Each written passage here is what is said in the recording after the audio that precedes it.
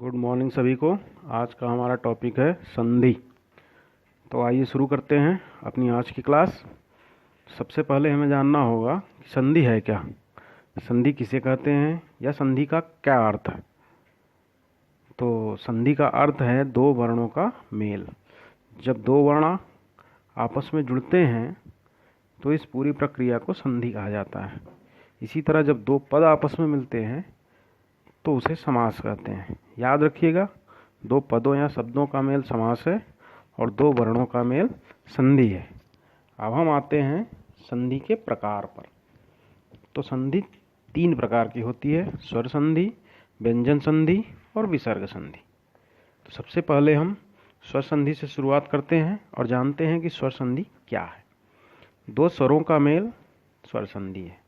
स्वर यानी कि अ, ई, उ, री, ए, ओ, औ।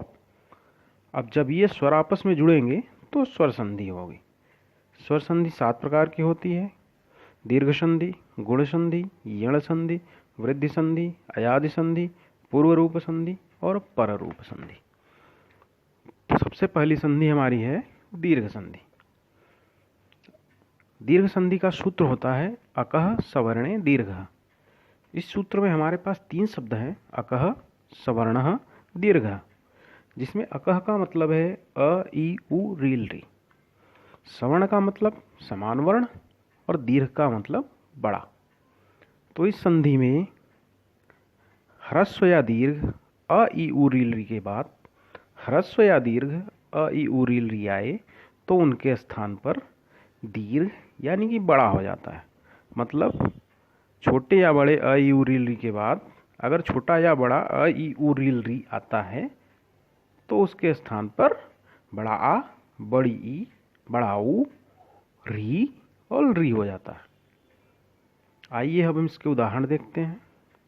जैसे हिम, धन, आलय, हिमालय। इसमें हिम के म के अंत में जो अ है और आलय के शुरू में जो आ है, दोनों वर्ण मिल करके आ बन जाएगा और हमारा शब्द बनेगा हिमालय। इसी तरह विद्या जमा आलय विद्यालय, पुस्तक जमा आलय पुस्तकालय, विद्या जमार्थी विद्यार्थी इत्यादि शब्द बनते हैं। इसी तरह हम ई का उदाहरण देखते हैं। गिरि जमा ईशः।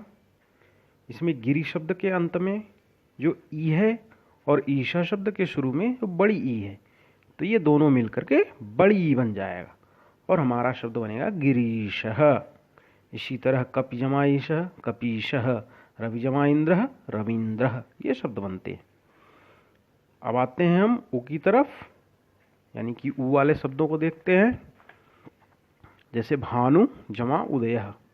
इसमें भानु के अंत में उ और उदय के शुरू में उ है और ये दोनों वर्ण मिलकर के बड़ा उ बन जाएगा और हमारा नया शब्द बनेगा भानुदयः।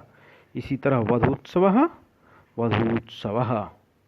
इसी तरह हम री के उदाहरण देखते हैं। मातृ जमा ऋणम। नया शब्द हमारा बनेगा मातृणम। होतृ जमा ऋकारः होत्रीकारः, पितृ जमा ऋणम पितृणम, ये शब्द बनते हैं। जो री है हमारा, री का दीर्घ नहीं होता है, तो ये हमारी दीर्घ संधि थी। कल हम गुण संधि और यण संधि पढ़ेंगे।